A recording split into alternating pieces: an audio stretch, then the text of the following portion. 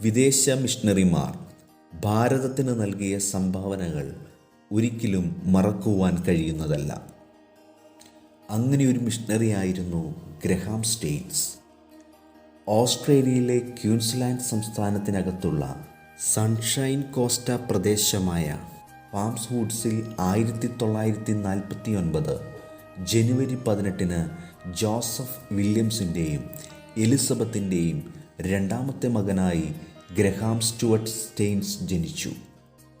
1965 evangelical missionary society of മായൂർഭഞ്ചിൽ ചേർന്ന് ഇന്ത്യയിൽ കടന്നുവരുവാൻ തീരുമാനിച്ചു.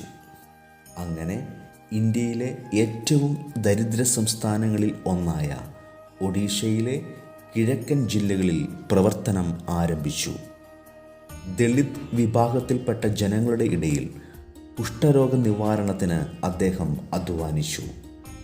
കൈകാലുകൾ കുഷ്ഠരോഗം ബാധിച്ച് വിരലുകൾ അറ്റുപോയവരെ ശുശ്രൂഷിക്കുകയും അവരുടെ കൂടെ സമയം ചിലവഴിക്കുകയും ചെയ്തു. 1981 ജൂണിൽ തൻ്റെ ഭാര്യ ഗ്ലാഡീസിനെ സ്റ്റെയിൻസ് കണ്ടുമുട്ടി. അവർ മിഷൻ ഫീൽഡിൽ കുഷ്ഠരോഗികളെ പരിചരിക്കുവാൻ ഒരുമിച്ച് പ്രവർത്തിച്ചു. അധികം താമസിക്കാതെ ഗ്രഹാം ഗ്ലാഡീസിനെ വിവാഹം കഴിച്ചു. അവർക്ക് ഒരു മകളും എസ്തേർ, 2 ആൺമക്കളും ഫിലിപ്പും തീമോത്തിയും ജനിച്ചു. തുടർന്നുള്ള നാളുകൾ അവർ ഒരുമിച്ച് പ്രവർത്തിക്കുകയും അതിൻ്റെ ഫലമായി കുഷ്ഠരോഗികളുടെയും ആദിവാസികളുടെയും ഇടയിലുള്ള പ്രവർത്തനം സമൂഹത്തിൽ വളരെയധികം മാറ്റങ്ങൾ സൃഷ്ടിക്കുകയും ചെയ്തു. 1983 ബാരിപ്പാടയിലെ മിഷൻ ചുമതല സ്റ്റെയിൻസ് ഏറ്റെടുത്തു. 1982 മയൂർഭഞ്ച് ലെപ്രസി ഹോം സൊസൈറ്റിയായി രജിസ്റ്റർ ചെയ്യുന്നതിലും അദ്ദേഹം ഒരു പങ്കുവഹിച്ചു. ഗ്രഹാമിന് ഒറിയയിലും പ്രാദേശിക ഭാഷയായ സന്താലിയിലും പ്രാവീണ്യമുണ്ടായിരുന്നു. ഗോത്രവർഗക്കാർക്കിടയിൽ യേശുവിനെ ഉയർത്തി കുരിശിൻ്റെ സന്ദേശവുമായി അദ്ദേഹം ഗ്രാമങ്ങളിലേക്ക് തൻ്റെ പ്രയാണം ആരംഭിച്ചു. തൻ്റെ പ്രവർത്തനത്തിനിടയിൽ വിശുദ്ധ വേദപുസ്തകത്തിൻ്റെ ഒരു ഭാഗം ഇന്ത്യയിലെ ഹോ ജനതയുടെ ഭാഷയിലേക്ക് വിവർത്തനം ചെയ്യുന്നതിൽ സഹായിക്കുവാൻ സ്റ്റെയിൻസിന് കഴിഞ്ഞു.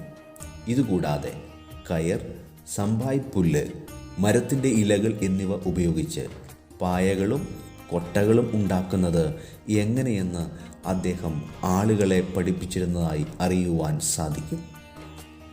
1999 ജനുവരി 22 രാത്രി ഗ്രഹാം ആദിവാസി മേഖലയായ മനോഹർപൂരിൽ ഒരു ക്യാമ്പിൽ പങ്കെടുത്തിരുന്നു. യാത്രക്കിടയിൽ കഠിനമായ തണുപ്പ് കാരണം സ്റ്റെയിൻസും 2 ആൺമക്കളും വാഹനത്തിൽ ഉറങ്ങുമ്പോൾ 50ഓളം ആളുകൾ അടങ്ങുന്ന ഒരു സംഘം മാരകായുധങ്ങളുമായി വന്ന് വാഹനത്തെ ആക്രമിക്കുകയും അദ്ദേഹത്തെയും കുഞ്ഞുങ്ങളെയും തീവെച്ച് കൊലപ്പെടുത്തുകയും ചെയ്തു. അന്നത്തെ ഇന്ത്യൻ പ്രധാനമന്ത്രിയായിരുന്ന AB വാജ്പേയി ക്രൂരമായ ഈ ആക്രമണത്തെ അപലപിക്കുകയും കൊലയാളികളെ എത്രയും പെട്ടെന്ന് പിടികൂടണമെന്ന് പ്രഖ്യാപിക്കുകയും ചെയ്തു. ഒഡീഷയുടെ തലസ്ഥാനമായ ഭുവനേശ്വറിലെ ഒരു വിചാരണ കോടതി കുറ്റാരോപിതനായ ദാരാസിംഗിനെ കൊലക്കുറ്റത്തിന് തൂക്കിക്കൊല്ലാൻ വിധിച്ചു. 2005 ഒഡീഷ ഹൈക്കോടതി അത് ജീവപര്യന്തമാക്കി. എന്നാൽ തൻ്റെ ഭർത്താവിൻ്റെയും 2 ആൺമക്കളുടെയും കൊലയാളികളോട് താൻ ക്ഷമിച്ചുവെന്നും അവരോട് കയ്പില്ല എന്നും കൊല്ലപ്പെട്ട മിഷണറിയുടെ വിധവയായ ഗ്ലാഡീസ് സ്റ്റെയിൻസ് പ്രതികരിച്ചു. ഭർത്താവിൻ്റെയും 2 ആൺമക്കളുടെയും ശവസംസ്കാര ചടങ്ങിൽ ഗ്ലാഡീസ് താൻ വാഴുകയാൽ എന്ന ഗാനം ആലപിച്ചു.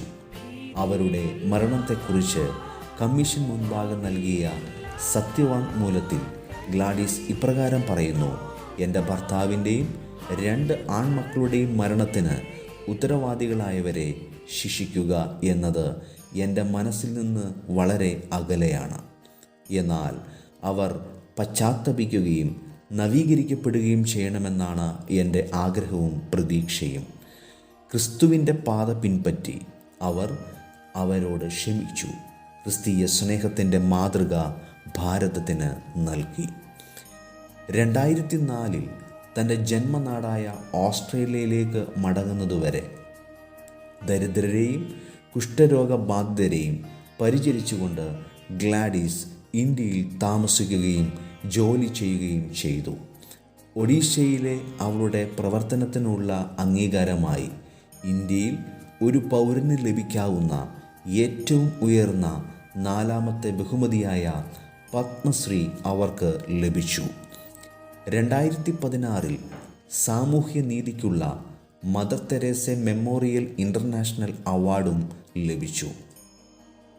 ജീവിതത്തിൽ കനൽ വഴികളിലൂടെ നടക്കേണ്ടി വന്നാലും ക്രിസ്തുവിൻ്റെ മാതൃകയും സ്വഭാവവും കാണിക്കുവാൻ ക്രിസ്തീയ ശിഷ്യത്വം നമ്മളോട് ആവശ്യപ്പെടുന്നു. അതുകൊണ്ട് ക്രിസ്തുവിൻ്റെ പാത പിന്തുടരുവാൻ ദൈവം നമ്മെ ഓരോരുത്തരെയും സഹായിക്കുമാറാകട്ടെ.